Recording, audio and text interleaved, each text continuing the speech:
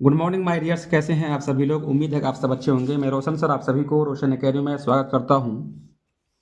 जो हमारे YouTube channel में नए हैं तो चैनल को सब्सक्राइब कर बेल वाले आइकन को प्रेस करके नोटिफिकेशन को ऑन कर लीजिए ताकि आने वाले सभी वीडियो आप तक पहुंच सके। तो आज हम लोग क्लास 10th फिजिक्स के है ना 5वां चैप्टर का पार्ट 2 कवर करेंगे इस वीडियो में। चुंबकीय क्षेत्र में किसी विद्युत धारावाही चालक पर बल, इससे हम लोगों का सवाल बनेगा। ठीक है, पहला सवाल है कि 64 नंबर है हम लोग का, इससे पहला सवाल है यानी 64 नंबर कि जब पश्चिम की ओर प्रक्षेपित कोई धनावेशित कण अल्फा कण किसी चुंबकीय क्षेत्र द्वारा उत्तर की ओर विक्षेपित हो जाता है तो चुंबकीय क्षेत्र की दिशा होगी दक्षिण की ओर, पूर्व की ओर या अधोमुखी या ऊपरी मुखी। तो बताइए कौन सा सही होगा। तो ऑप्शन नंबर हम लोग का डी होगा, ऊपरी मुखी। क्या होगा? ऊपरी मुखी। सवाल नंबर 65 है कि फ्लेमिंग के वामहस्त नियम में बाएं हाथ की तर्जनी संकेत करती है। बताइए, बाएं हाथ की तर्जनी संकेत करती है चालक पर आरोपित विद्युत बल की दिशा या चुंबकीय क्षेत्र की दिशा या चालक में प्रवाहित विद्युत धारा की दिशा। तो कौन सा ऑप्शन सही होगा हम लोग का? ऑप्शन नंबर हम लोग का बी होगा, चुंबकीय क्षेत्र की दिशा। सवाल नंबर 66 है कि फ्लेमिंग के वामहस्त नियम में अंगूठा किसकी दिशा को संकेत करता है? धारा का, चुंबकीय क्षेत्र का, बल का या इनमें से कोई नहीं। तो क्या होगा? ऑप्शन सी होगा, बल का। सवाल नंबर 67 है कि जब विद्युत धारा की दिशा चुंबकीय क्षेत्र की दिशा के लंबवत होता है तो आरोपित बल का परिमाण निम्नतम होता है, अधिकतम होता है या शून्य होता है। तो क्या होगा? ऑप्शन हम लोग का बी होगा, अधिकतम होता है। सवाल नंबर 68 है कि सीधे चालक तार पर चुंबकीय क्षेत्र में लगने वाले बल की दिशा जानने के लिए उपयोग किया जा सकता है फ्लेमिंग के बाएं हाथ के नियम का, फ्लेमिंग के दाएं हाथ के नियम का या दक्षिण हस्त नियम का। तो क्या होगा? ऑप्शन हम लोग का ए होगा, फ्लेमिंग के बाएं हाथ के नियम का। सवाल नंबर 69 है कि किसी प्रोटॉन का निम्नलिखित में से कौन सा गुण किसी चुंबकीय क्षेत्र में मुक्त गति करते समय परिवर्तित हो जाता है? तो क्या होगा? ऑप्शन हम लोग का बी होगा, चालक एवं संवेग। सवाल नंबर 70 है कि कोई इलेक्ट्रॉन किसी चुंबकीय क्षेत्र में क्षेत्र के लंबवत प्रवेश करता है तो इलेक्ट्रॉन पर आरोपित बल की दिशा क्या है? दाईं और बाईं ओर या कागज से बाहर की ओर या कागज के भीतर की ओर जाते हुए। तो क्या होगा? ऑप्शन हम लोग का डी होगा, कागज के भीतर की ओर जाते हुए। सवाल नंबर 71 है कि अगर बाएं हाथ की तर्जनी मध्यमा अंगूठे को इस प्रकार फैलाए कि तीनों एक दूसरे पर लंबवत हो तथा तर्जनी चुंबकीय क्षेत्र की दिशा, मध्यमा चालक में प्रवाहित विद्युत धारा की दिशा और संकेत करती है तो अंगूठा क्या करेगा? बताइए, अंगूठा किसको पहचानेगा? तो आरोपित बल की दिशा की संकेत करेगा या आरोपित बल की दिशा के विपरीत दिशा की ओर संकेत करेगा? तो क्या होगा? तो अंगूठा जो होता है वो आरोपित बल की दिशा की ओर संकेत करेगा। सवाल नंबर 72 है कि मानव के वे दो महत्वपूर्ण भाग कौन है जिनमें चुंबकीय क्षेत्र का उत्पन्न होना अनिवार्य है? हृदय तथा मस्तिष्क, हाथ और पैर, मांसपेशियां तथा हड्डियां। तो क्या होगा? ऑप्शन हम लोग का ए होगा, हृदय तथा मस्तिष्क। सवाल नंबर 73 है कि मानव शरीर में उत्पन्न चुंबकीय क्षेत्र पृथ्वी के चुंबकीय क्षेत्र के 1,00,000वें भाग के बराबर, 1 अरबवें भाग के बराबर या 1 करोड़वें भाग के बराबर या 10,00,000वें भाग के बराबर। तो बताइए क्या पूछा है? मानव शरीर में उत्पन्न चुंबकीय क्षेत्र है ना पृथ्वी के चुंबकीय क्षेत्र से तो कितना होगा? 1 अरबवें भाग के बराबर। सवाल नंबर 74 है कि चुंबकीय क्षेत्र में एक धारावाहक छड़ पर लगने वाला बल किसके लंबवत होता है? किसके लंबवत होता है? छड़ की लंबाई, चुंबकीय क्षेत्र के या ए और बी दोनों। तो क्या होगा? ऑप्शन हम लोग का सी होगा, यानी ए और बी दोनों, यानी छड़ की लंबाई की और चुंबकीय क्षेत्र की। सवाल नंबर 75 है शरीर के अंदर विद्यमान चुंबकीय क्षेत्र के आधार पर प्राप्त किए जाते हैं। विभिन्न अंगों के प्रतिबिंब, विभिन्न अंगों के रोग या हृदय की गति। क्या होगा ऑप्शन हम लोग का ए होगा, विभिन्न अंगों के प्रतिबिंब। सवाल नंबर 76 है कि हमारे शरीर के तंत्रिका कोशिका में बहने वाली अत्यंत दुर्बल आयन धाराएं उत्पन्न करती है। विद्युतीय क्षेत्र, चुंबकीय क्षेत्र या दोनों, या दोनों। तो क्या होगा ऑप्शन हम लोग का बी होगा। क्या होगा ऑप्शन हम लोग का बी होगा, चुंबकीय क्षेत्र। सवाल नंबर 77 है, विद्युत मोटर से बनाएंगे हम लोग, ठीक है, किसे, विद्युत मोटर से सवाल बनेगा। 77 नंबर है कि विद्युत मोटर परिवर्तित करता है।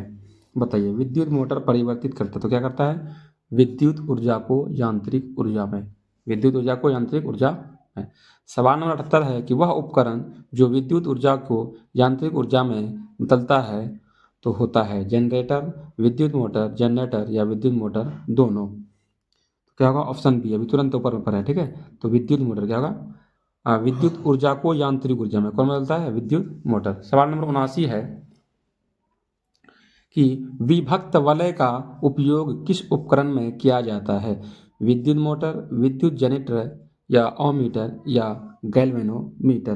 क्या होगा ऑप्शन हम लोग का ए होगा, विद्युत मोटर। सवाल नंबर 80 है कि व्यावसायिक मोटरों में किस प्रकार के चुंबक का उपयोग होता है, अस्थायी चुंबक, विद्युत चुंबक या सामान्य क्षर चुंबक। तो क्या होगा ऑप्शन हम लोग का बी होगा, विद्युत चुंबक। सवाल नंबर 81 है कि एसी मोटर की कुंडली के दोनों सिरों पर होते हैं, अर्धवलय, पूर्ण वलय या कोई भी। तो क्या होगा ऑप्शन हम लोग का बी होगा, पूर्ण वलय। सवाल नंबर 82 है कि डीसी मोटर की कुंडली के दोनों सिरों पर होते हैं, अर्धवलय, पूर्ण वलय या कोई भी या आयताकार रचना। तो क्या होगा ऑप्शन हम लोग का ए होगा, अर्धवलय। क्या होगा अर्धवलय। अब हम लोग सवाल बनाएंगे क्या है, वैद्युत चुंबकीय प्रेरणा से, है ना, वैद्युत चुंबकीय प्रेरणा से सवाल बनेगा। सवाल नंबर 83 है, जो भी आई है, ठीक है। चुंबकीय फ्लक्स का एसआई मात्रक क्या है, बताइए, चुंबकीय फ्लक्स का एसआई मात्रक क्या है। तो क्या होगा वेबर। क्या है, चुंबकीय फ्लक्स का एसआई मात्रक वेबर है ना, जो 2023 में पूछा गया है। सवाल नंबर 84 है कि विद्युत चुंबकीय प्रेरणा की खोज किसने की, फैराडे ने, मैक्सवेल ने या एम्पियर ने या फ्लेमिंग ने। तो क्या होगा, विद्युत चुंबकीय प्रेरणा की खोज जो किया वो फैराडे ने किया। सवाल नंबर 85 है कि फैराडे ने बहुत से क्रांतिकारी खोज की, जिनमें विद्युत चुंबकीय प्रेरणा, विद्युत अपघटन का नियम या दोनों। तो क्या होगा ऑप्शन हम लोग का सी होगा, दोनों। विद्युत चुंबकीय प्रेरणा की खोज भी की और विद्युत अपघटन के नियम का भी खोज किया। सवाल नंबर 86 है कि विद्युत चुंबकीय प्रेरणा की परिघटना किसी एक वस्तु को आवेशित करने की प्रक्रिया है या किसी कुंडली में विद्युत धारा प्रवाहित होने के कारण चुंबकीय क्षेत्र उत्पन्न करने की प्रक्रिया है, या ऑप्शन नंबर सी है, ऑप्शन सी है कि कुंडली तथा चुंबक के बीच अपेक्षित गति के कारण कुंडली में प्रेरित विद्युत धारा उत्पन्न करना है। तो क्या होगा ऑप्शन हम लोग का यही सही होगा, ऑप्शन नंबर सी सही होगा। सवाल नंबर 87 है कि किसी चालक तार को चुंबकीय क्षेत्र में चलाने पर उसके सिरों के बीच विभवांतर पैदा होने की घटना कहलाती है, चुंबकीय प्रेरणा या विद्युतीय प्रेरणा या विद्युत चुंबकीय प्रेरणा। तो क्या होगा ऑप्शन हम लोग का सी होगा, ठीक है, विद्युत चुंबकीय प्रेरणा। अब हम लोग सवाल बनाएंगे विद्युत जनित्र से, किससे बनाएंगे, विद्युत जनित्र से बनाएंगे, ठीक है। कि भारत में उत्पादित, ये VVI क्वेश्चन है, भारत में उत्पादित प्रत्यावर्ती विद्युत धारा की आवृत्ति है। तो क्या होगा 50 हर्ट्ज। कितना होगा 50 हर्ट्ज होगा, ध्यान रखेंगे, ठीक है। सवाल नंबर 89 है कि तरंग दैर्ध्य को सामान्यतः व्यक्त किया जाता है मीटर में, हर्ट्ज में या मीटर सेकेंड में या इनमें से कोई नहीं। तो क्या होगा ऑप्शन हम लोग का ए होगा, मीटर में। सवाल नंबर 90 है कि विद्युत जनित्र में यांत्रिक ऊर्जा को किस ऊर्जा में परिवर्तित किया जाता है, प्रकाश, स्थितिज या विद्युत या गतिज। तो क्या होगा विद्युत ऊर्जा में परिवर्तित की जाती है। सवाल नंबर 91 है कि प्रत्यावर्ती धारा की आवृत्ति कितनी है, 140, 50 या 60। कितना होगा? तो ऑप्शन हम लोग का सी होगा 50 हर्ट्ज। सवाल नंबर 92 है कि अति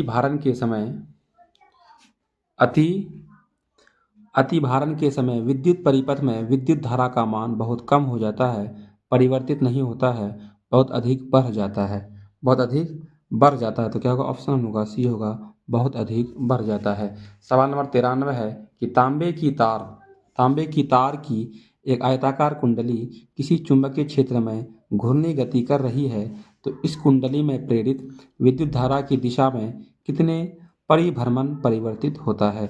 2, 1 आधा या 1 चौथाई। तो क्या होगा? ऑप्शन हम लोग का सी होगा, आधा। सवाल नंबर 94 है कि किसी एसी जनित्र तथा डीसी जनित्र में एक मूलभूत अंतर यह है कि एसी जनित्र में विद्युत चुंबक होता है, जबकि डीसी मोटर में अस्थायी चुंबक होता है। डीसी जनित्र में उच्च वोल्टता को उत्पन्न करता है। ऑप्शन सी है कि एसी जनित्र उच्च वोल्टता को उत्पन्न करता है, या एसी जनित्र में सर्पी वलय होते हैं, जबकि डीसी जनित्र में द्विक परिवर्तक होता है। तो ऑप्शन हम लोग का डी होगा, ठीक है, ध्यान रखेंगे। एसी जनित्र में सर्पी वलय और डीसी जनित्र में द्विक परिवर्तन, ध्यान रखेंगे, ठीक है। सवाल नंबर 95 है कि विद्युत धारा उत्पन्न करने की युक्ति को कहते हैं। जनित्र, गैल्वेनोमीटर, एम्पियर और मोटर। देख रहे हैं 2012, 13, 14 सब है ना, सब पूछा गया सवाल है ये सब। तो क्या होगा? ऑप्शन हम लोग का ऑप्शन ए सही होगा, ठीक है। विद्युत धारा उत्पन्न करने की युक्ति यानी यंत्र को क्या कहते हैं? जनित्र। क्या कहते हैं? जनित्र यानी जनरेटर जिसको बोलते हैं हम लोग, है ना। सवाल नंबर 96 है कि निम्न में से कौन सी युक्ति है यानी कौन सा यंत्र है जिसमें विद्युत धारा वाही चालक तथा चुंबकीय क्षेत्रों का उपयोग होता है? माइक्रोफोन, ध्वनि विस्तार यंत्र, विद्युत जनित्र या सभी। तो क्या होगा? ऑप्शन सी होगा, विद्युत जनित्र। सवाल नंबर 97 है कि आजकल उत्पादित प्रत्यावर्ती विद्युत धारा कितने समय बाद अपनी दिशा उत्क्रमित करता है? आजकल उत्पादित प्रत्यावर्ती विद्युत धारा कितने समय बाद अपनी दिशा उत्क्रमित करती है? तो बताइए क्या होगा? ऑप्शन हम लोग का ए होगा, ठीक है, यानी कि 1/100 एस के पश्चात। सवाल नंबर 98 है कि विद्युत जनित्र गतिमान चुंबक के किस प्रभाव पर आधारित है? विद्युतीय, चुंबकीय या दोनों। क्या होगा? विद्युतीय पर आधारित है। सवाल नंबर 99 है कि जब कुंडली की गति की दिशा चुंबकीय क्षेत्र की दिशा के लंबवत होती है, तब कुंडली में उत्पन्न प्रेरित विद्युत धारा अधिक होती है, न्यूनतम होती है या सामान्य होती है या शून्य होती है? तो क्या होगा? ऑप्शन हम लोग का ए होगा, अधिक होती है। अब हम लोग सवाल बनाएंगे क्या? घरेलू विद्युत परिपथ से, ठीक है, घरेलू विद्युत परिपथ से। तो पहला क्या है? इससे पहला सवाल यानी 100 सवाल है क्या? 100 नंबर कि लघु पतन के समय परिपथ का प्रतिरोध परिवर्तित नहीं होता, बहुत कम होता है, या बहुत अधिक बढ़ जाता है, या बहुत अधिक नहीं होता? बताइए क्या होगा?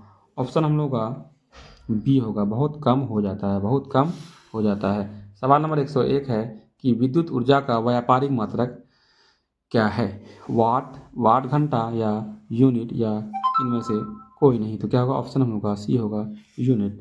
सवाल नंबर 102 है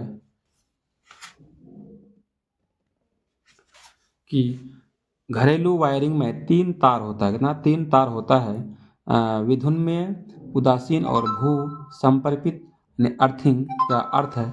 इन तारों के रंग होते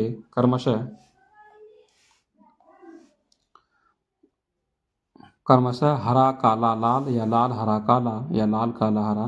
तो कौन सा होगा? बताइए।